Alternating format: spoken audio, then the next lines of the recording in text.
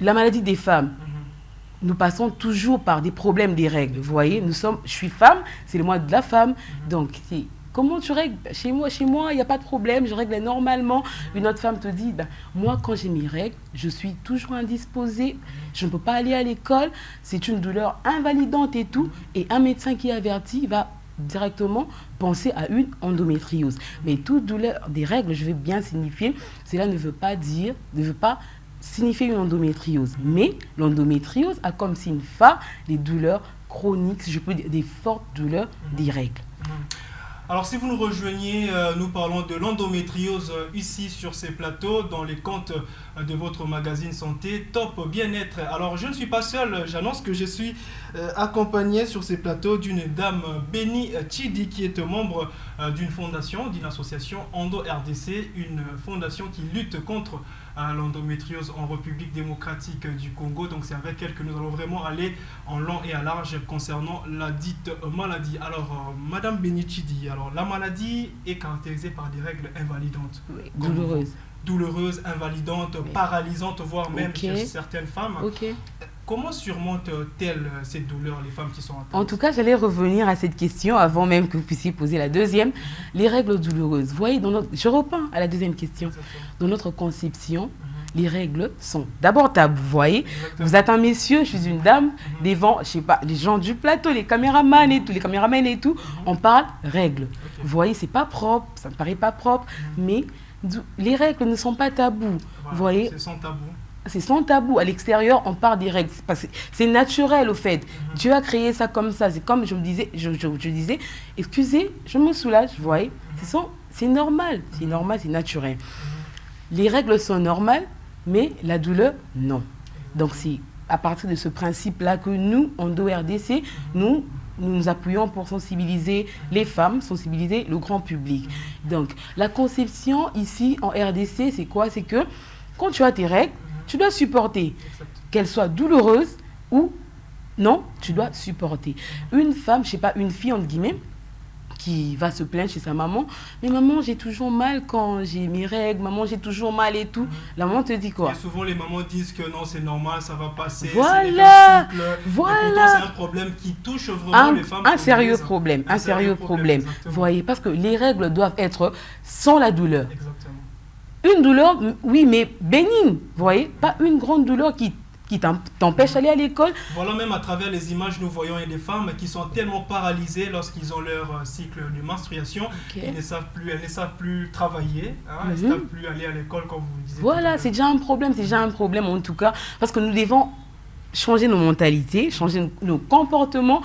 Au fait, nous devons considérer les règles normales, mais pas la douleur. Michel, je vous dis, vous avez votre petite sœur à la maison, je ne sais pas, votre fiancé, qui se plaint toujours des douleurs, des règles, emmenez-la à l'hôpital. Vous voyez, on ne dit pas qu'il va s'agir seulement, nécessairement, d'une endométriose, mais ça peut aussi être, je ne sais pas, un déséquilibre hormonal. Vous voyez, un problème peut-être, je ne sais pas, lié à l'alimentation, des kystes, vous voyez, fonctionnels, organiques. Il y a plein de maladies qui concernent les organes génitaux de la femme. Vous voyez, il ne s'agit pas seulement d'endométriose, mais nous devons garder à l'esprit, les mamans qui nous suivaient, les papas qui nous suivaient, gardez à l'esprit que les règles sont normales, mais pas la douleur. Votre fille, votre petite sœur, votre copine se plaint toujours des douleurs des règles, emmenez-la à l'hôpital. Voilà. Voilà, votre maman, votre sœur, votre copine, pourquoi pas votre femme qui a tout le temps des règles douloureuses, en tout cas amenez-la à l'hôpital. Puisque nous en parlons, l'endométriose, sortir de la souffrance, et il ne faut pas tout le temps, n'est-ce pas, nourrir la maladie parce que ça peut créer des conséquences négatives dans le futur. Est-ce qu'on aimerait savoir aussi, Madame Berouchidi, excusez-moi, à quel stade la femme peut se dire, déjà la maladie a combien de stades? Ok. Au fait, là, j'aimerais un peu me contenir parce que je suis pas praticienne. Je dirais, la maladie a beaucoup de stades. Vous voyez, quand elle est petite, elle se fait soigner facilement. Exactement. Par exemple, je suis une adolescente, je viens à peine d'avoir mes règles peut-être, et au fur et à mesure, je commence à observer qu'il y a quelque chose qui ne va pas. Les douleurs, parce qu'une maladie commence toujours ça se fait pas savoir, silencieusement. Généralement, oui. Et petit à petit, je vois mon cycle commence à changer. Ça doit m'inquiéter. Pourquoi j'ai toujours mal quand j'ai mes règles? Pourquoi je ne peux pas aller à l'école quand j'ai mes règles? Pourquoi je ne peux pas, je sais pas, sortir pendant mes règles? Pourtant, d'autres femmes, pendant leurs règles, vous ne savez même pas. Travail, vous ne savez même pas. Plus que le menstruation ne sont pas une maladie. Non, ce n'est pas une maladie, les règles. Vous voyez? Donc, quand elles commencent, vous suivez votre cycle à la loupe. Vous remarquez que vous avez peut-être, je sais pas, des douleurs atroces. Vous remarquez quand vous, pendant, je sais pas, avant, pendant, après l'ovulation, vous avez mal, quelque chose d'anormal. Allez chez le médecin, le gynécologue averti, et puis checkez votre santé. Vous voyez? Donc, c'est un peu ça. Il y a beaucoup de stades d'endométriose, mais quand elle est diagnostiquée, je peux dire, avant, dans le moins des délais, elle peut être soignée facilement. Mais généralement, avec l'endométriose, c'est quoi? C'est que le diagnostic est posé entre 4 à 10 ans. Vous imaginez? Peut-être moi, je souffre d'endométriose. Je ne sais pas. Vous voyez? Entre 4 à 10 ans, selon beaucoup d'auteurs, la maladie ne va pas se voir. Vous voyez? Entre, je ne sais pas, les 3 premières années, si j'ai déjà l'endométriose, mais je ne sais pas, la maladie ne se voit pas, dans les 3 premières années, je dois repasser après 5 à 10 ans pour rechecker ma santé. Et puis, si seulement j'avais une endométriose, c'est à partir de cela que la maladie serait détectée. Vous me comprenez? À partir de cela, la maladie serait détectée, comme nous le disons toujours. La maladie n'est pas forcément accompagnée des symptômes, ce qui la rend difficile à détecter, comme vous l'avez dit. Alors, pour ces femmes-là qui n'ont pas de symptômes, en tout cas, c'est très dur. Comment elles doivent se comporter, comment elles doivent réagir? Ok. Pour les femmes asymptomatiques, je dirais, déjà, quand vous n'avez rien, pourquoi aller, je sais pas, chercher, aller se faire... médecin, oui, on peut checker. Ça fait partie, je sais pas, une façon pour nous de prendre soin de notre santé aussi, faire le check-up. On ne va pas seulement à l'hôpital parce qu'on va mal, on va à l'hôpital parce qu'il s'agit de notre santé. Vous voyez, pour ces femmes qui ne présentent pas de symptômes, mais si vous avez du temps, allez à l'hôpital, allez vous faire diagnostiquer simplement. Mais avec l'endométriose, c'est que une personne qui développe l'endométriose a toujours des douleurs directes. Et la société africaine dit que les douleurs sont normales, mais une femme doit être forte, une femme doit être battante, mais on ne se bat pas contre la douleur, on cherche, la douleur, elle est liée à quoi? Et puis pour soigner. Exactement. Vous voyez, donc c'est un peu ça. Voilà, nous parlons de l'endométriose, mesdames, messieurs, si vous nous rejoignez. On parle de cette maladie, en tout cas la maladie qui touche une femme sur 10. Nous ne cesserons pas de les dire parce que les femmes sont de plus en plus nombreuses à être atteintes de cette maladie. Alors les mamans congolaises disent souvent à leurs filles lorsque vous avez de règles douloureuses. En tout cas, l'émission c'est Sans Tabou, votre magazine Top Bien-être. Nous vous aidons à pouvoir vous guérir des maladies qui vous tracassent, qui vous tourmentent.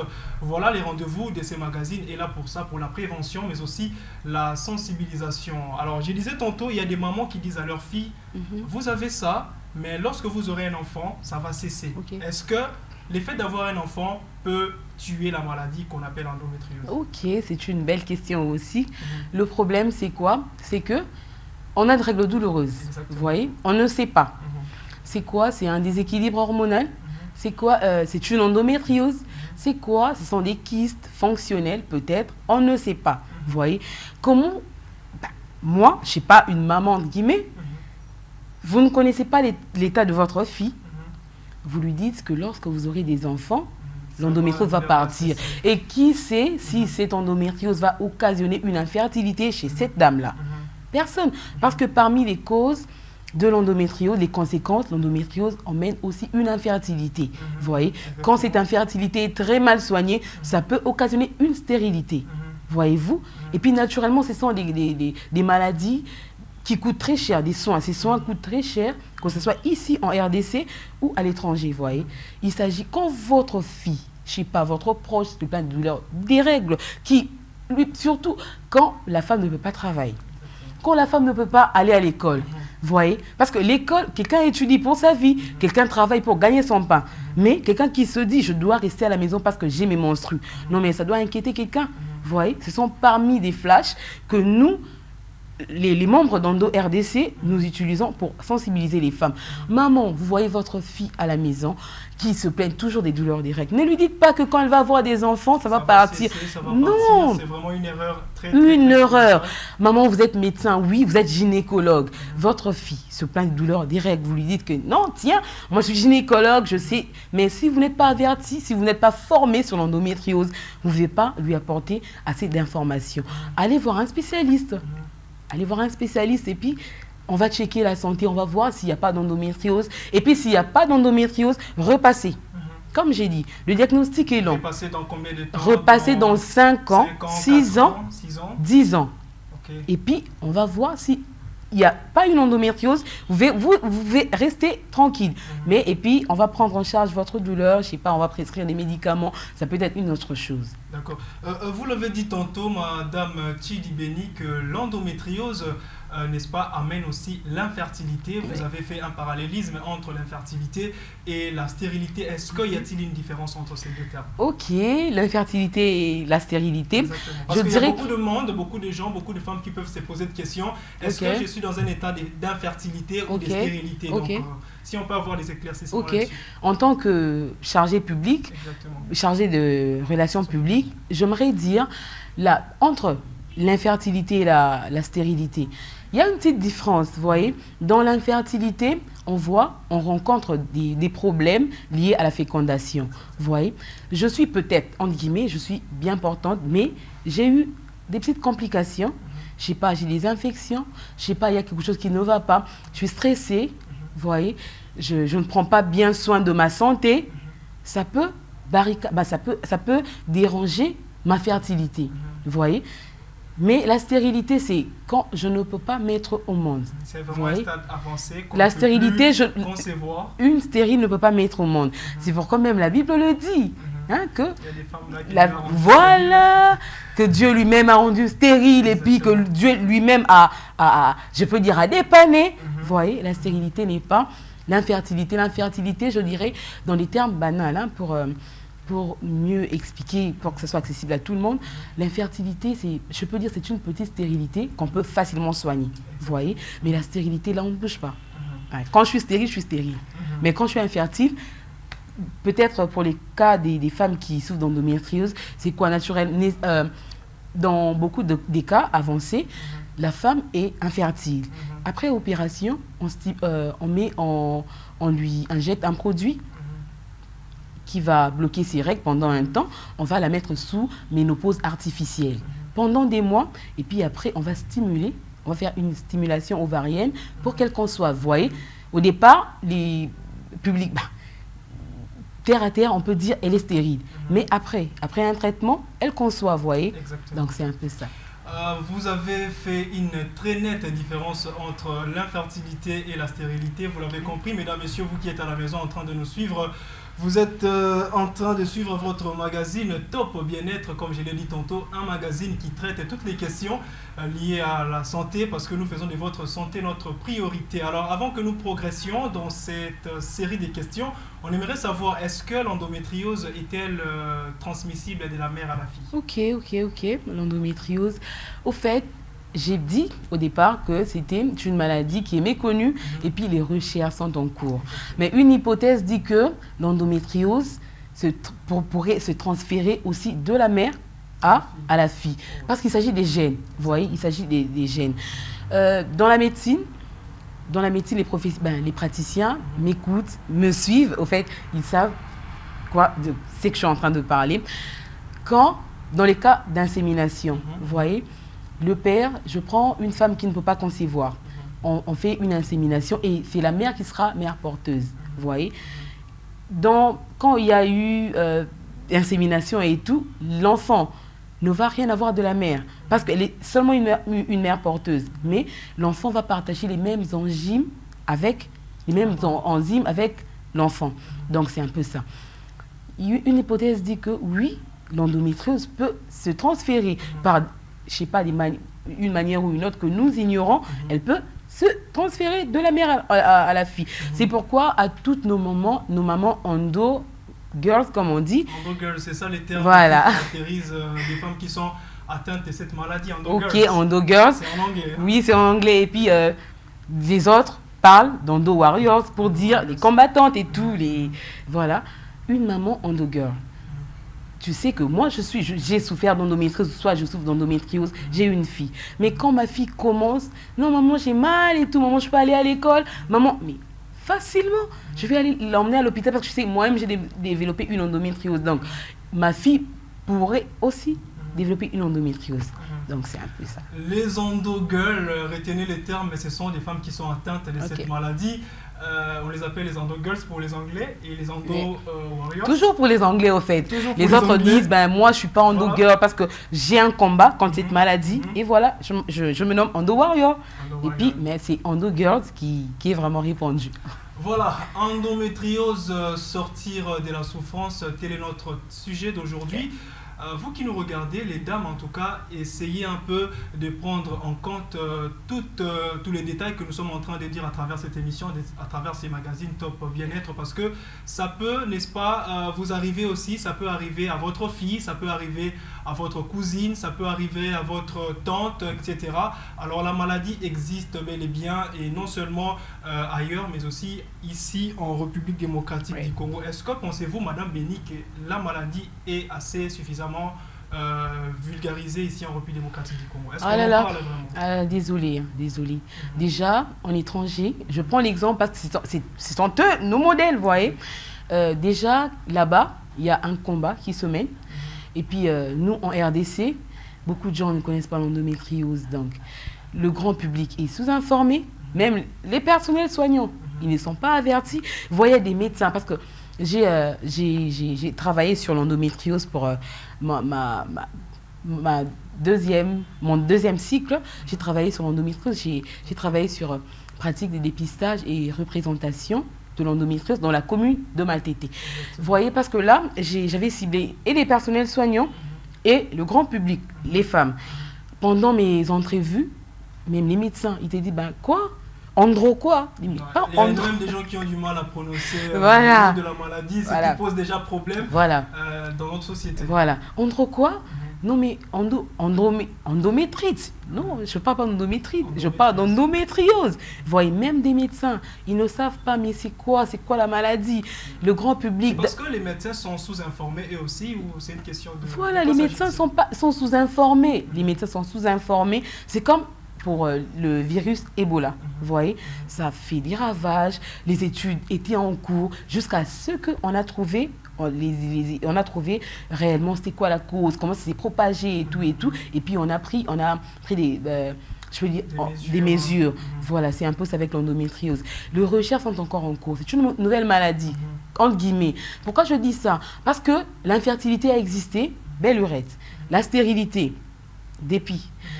Et puis, je ne sais pas, quelqu'un parmi les grands médecins qui ont recherché sur l'endométriose. Il y a docteur Eric Petit, il y a beaucoup, Bulin, si je ne me trompe pas, beaucoup de docteurs qui ont enquêté sur l'endométriose ont vu que c'était une maladie méconnue. Les gens ne connaissaient pas, mais l'infertilité existait déjà et l'endométriose en soi existait déjà.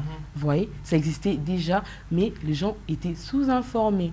Et les gens étaient sous-informés. Ça rentre même dans vos objectifs de l'Endo RDC, comme je l'ai dit tantôt. C'est une association ou carrément une fondation qui lutte contre l'endométriose. Vous avez pour mission d'informer et d'agir. Revenir et agir. Okay. Alors voilà, on va arriver là. On va parler de votre fondation, mais encore, on continue encore avec cet échange, parce que c'est très très très important que les femmes en savent un peu plus long sur la maladie. Alors, hormis le douleur physique que peuvent ressentir des femmes là qui sont atteintes de la maladie, est-ce qu'il y a encore d'autres aspects du corps qui sont touchés, par exemple la psychologie ou la morale, etc. En tout cas, là, je me mets dans, je sais pas, la peau d'une endo girl. Je dirais c'est trop difficile de surmonter la maladie psychologiquement. Vous voyez, quand la psychologie est touchée, on dit mais vous faites quoi? Je suis stressée. D'abord, j'ai une maladie qui m'est propre. Vous voyez, il n'y a pas assez d'endo girls. Pourquoi? Parce que les gens ne connaissent pas Vous voyez, je peux être endo girl, mais je ne connais pas, mon état. Peut-être j'ai fait des examens approfondis il y a 3 ans. Et puis la maladie a un diagnostic, l'écart est très long. Je dois repasser à l'hôpital pour me faire checker à nouveau. Vous voyez, j'ai l'endométriose. Je me dis, mais tiens, je suis la seule fille au monde qui souffrirait de cette maladie. Pourtant, je me dis, bah, c'est ma maladie. Dans ma famille, je suis la seule. Dans la société, on n'est pas pléthore. Mais pourquoi ça n'arrive qu'à moi? Et pourquoi pas d'autres? Et pourquoi quand je règle, je ne peux pas être tranquille? Et pourquoi seulement moi? Et puis dans le cas où ça provoquait une infertilité, je me dis, mais dis, tiens, je suis venue accompagner les autres ou quoi? Comme on dit dans mon pays, voyez un peu? Voilà, pour ne pas se dire un jour, est-ce que je suis venu dans ce monde pour accompagner d'autres personnes? Alors le temps est encore là. Vous qui avez des règles douloureuses, en tout cas, on en parle. Hein. Voilà pourquoi ces magazines existent, pour vous sensibiliser, pour vous prévenir de maladies. Nous sommes ici dans Top Bien-être. Vous avez dit tantôt, en dehors de douleurs physiques, il y a également de problèmes psychologiques que ces femmes-là ressentent lorsqu'ils ont de douleurs. Ok, Michel, pourquoi j'ai dit ça? Parce que dans l'ONG, on a une branche pour le soutien. Vous voyez, on a un groupe de soutien et là, on échange avec ces femmes endo girls. Elles expriment leur mal, vous voyez, sans pour autant, sans aucun complexe. Elles sont là, tiens, mais Béni, pendant mes règles, regarde ça, dans ma société. Mais tout le monde me dit, depuis que je suis mariée, je ne conçois pas, je suis stérile. Mais pourtant, ils ne savent pas que je suis sous traitement. Et pendant, j'ai subi des opérations. Donc, je ne peux pas me concentrer à l'école. Mon mari se plaint, il n'y a pas d'argent. Il y a même des femmes qui ont perdu leur foyer. Hein, parce que infertilité, RDC, culture africaine, ça ne passe pas. Ça ne passe pas dans la culture africaine. On doit avoir des enfants, on doit procréer. Et lorsque les femmes sont atteintes, elles sont touchées par cette maladie, alors ça pose beaucoup de problèmes au niveau de la famille, au niveau de la société. C'est vraiment un problème qui touche notre communauté congolaise. Et voilà pourquoi nous en parlons. Alors, Madame Benichi, je suis avec vous. Alors, qu'est-ce qu'on peut encore constater chez la femme qui est atteinte de cette maladie, en dehors de douleurs ou en dehors de problèmes psychologiques? Il y a encore d'autres symptômes qu'on peut constater à part cela? Non, à part cela, je crois qu'il n'y a aucun symptôme. Déjà que on ne connaît pas. Je ne sais même pas que j'ai une endométriose, vous voyez.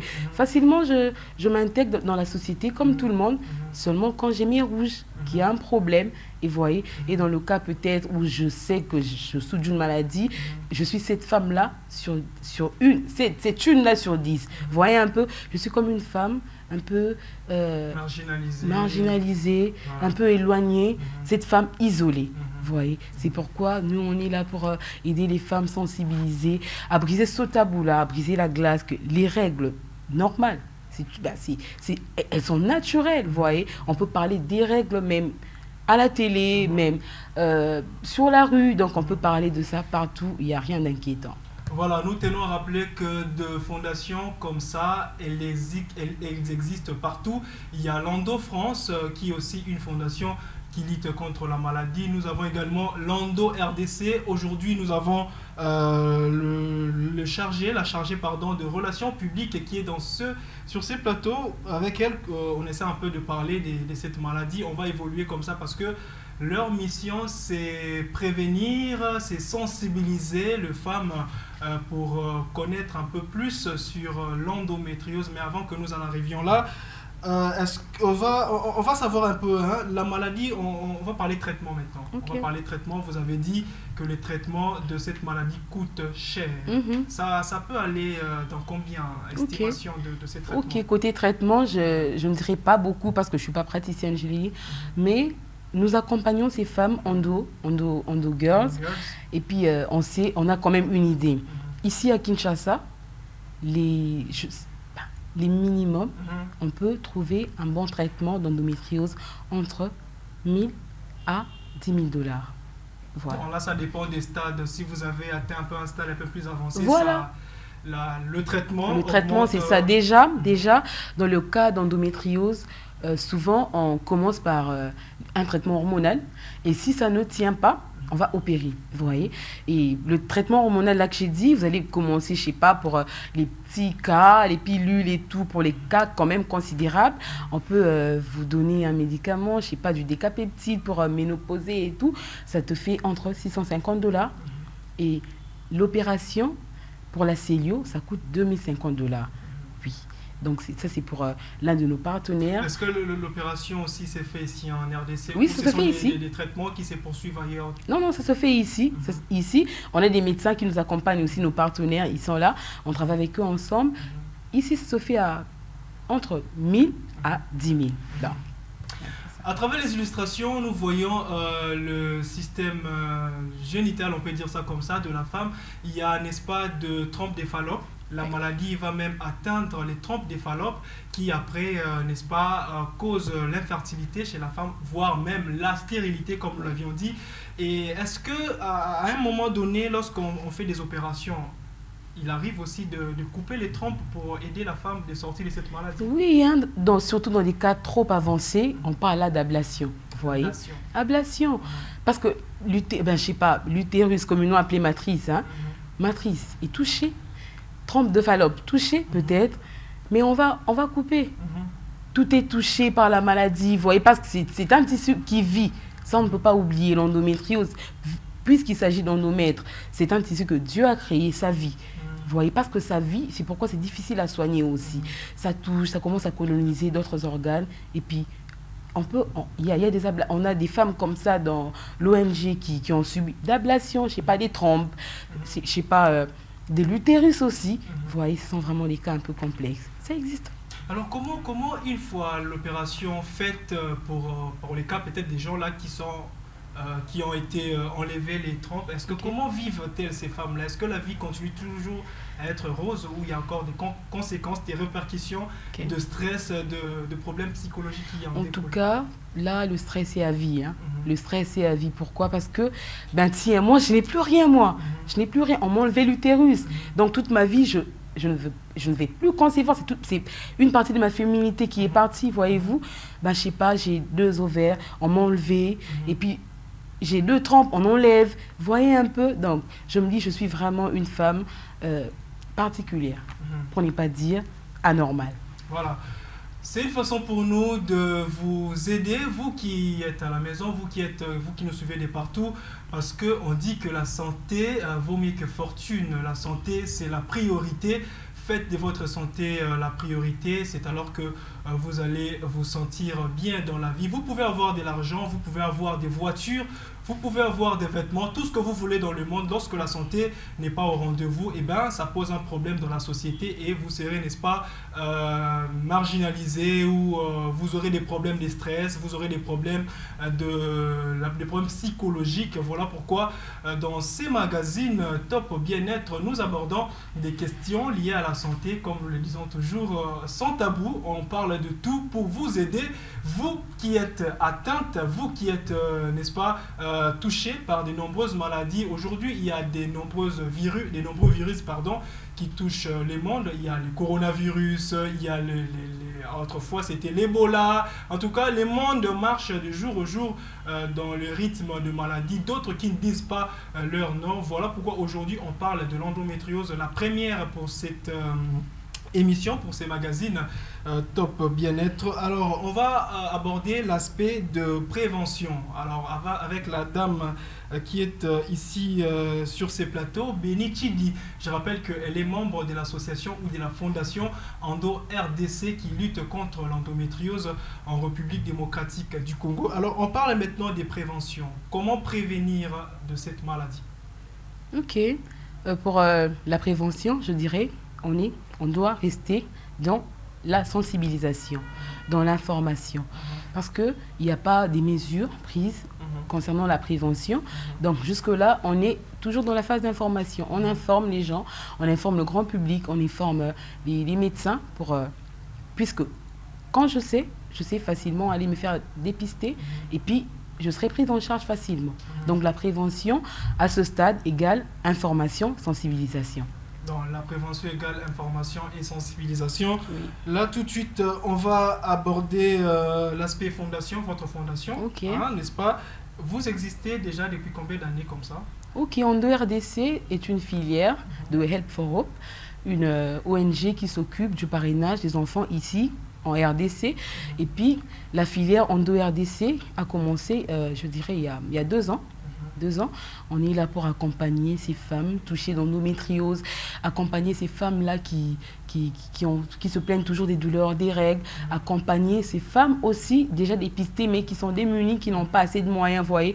Comme on a dit, le plafond était en 2000 à 10 000 $, vous voyez, ces femmes-là qui vont... Oui, c'est énorme pour une dame qui vend ses matembele, qui vend son pondou, je sais pas.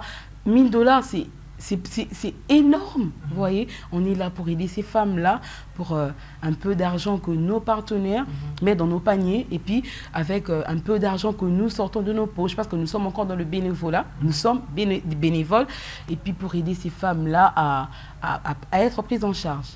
Oui.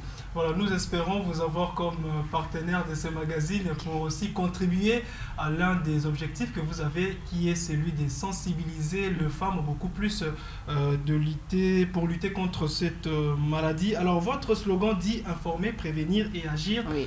Déjà, pendant ces mois, le mois de mars, puisque c'est un mois consacré à la femme, vous organisez déjà une marche en ce sens, qui va, n'est-ce pas, sensibiliser toutes les femmes qui sont non seulement atteintes de la maladie, mais aussi une façon d'aider, de prévenir celles-là qui ne sont pas encore atteintes de la maladie. C'est déjà quand la marche de sensibilisation? Ok, la marche, ça sera le 28 mars. C'est un samedi. On commence à 7 h. Ça va commencer la place Royale et puis Kitambo magasin. Pourquoi on a dit magasin? Parce que magasin, vous voyez, il y a le flux. Les gens sont là, les vendeurs, les taxis, c'est un point chaud. Facilement, on va faire une campagne en masse et on va toucher ces femmes qui travaillent là.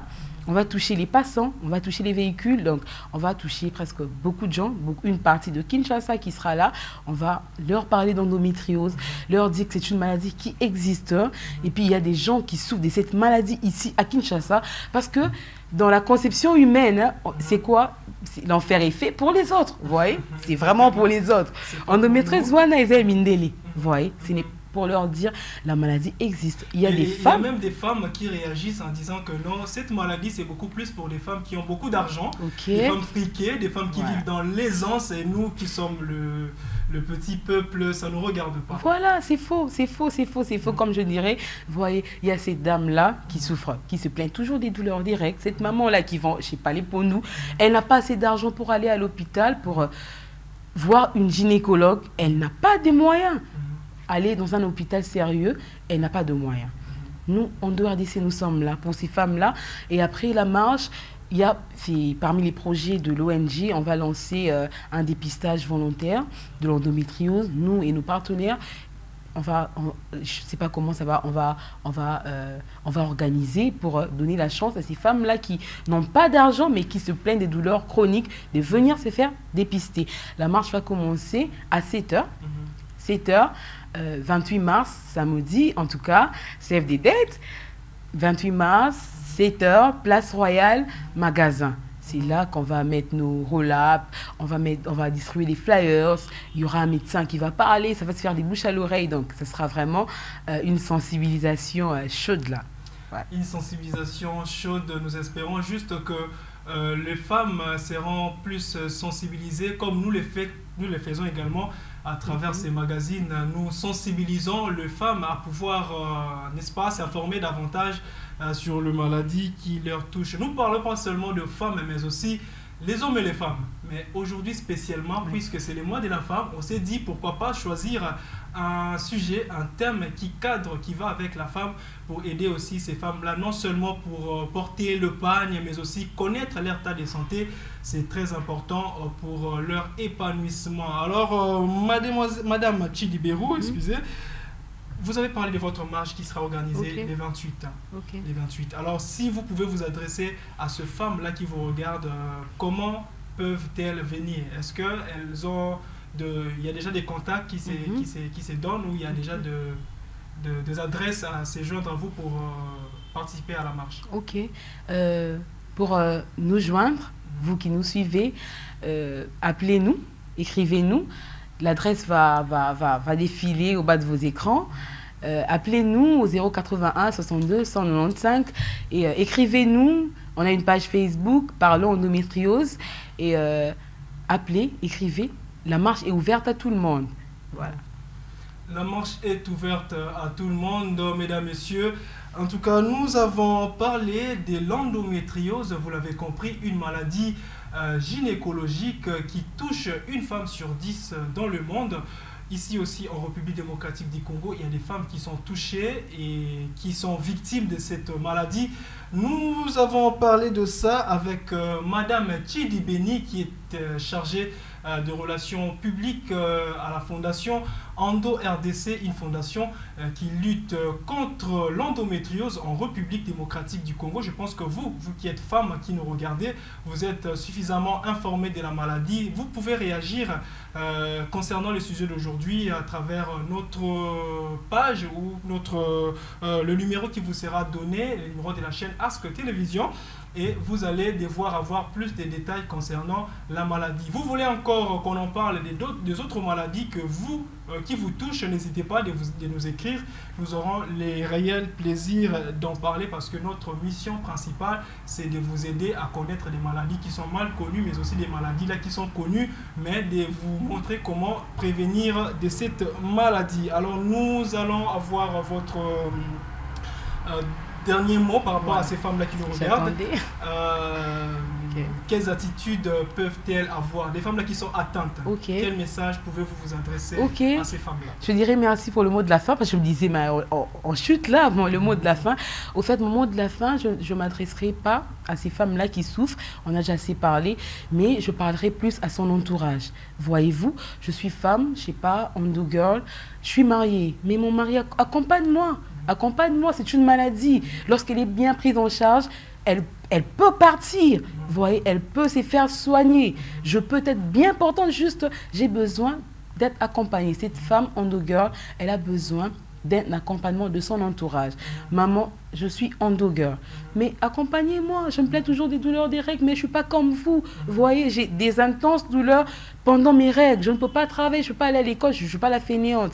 Vous voyez, donc un accompagnement de la part de l'entourage de ces femmes-là.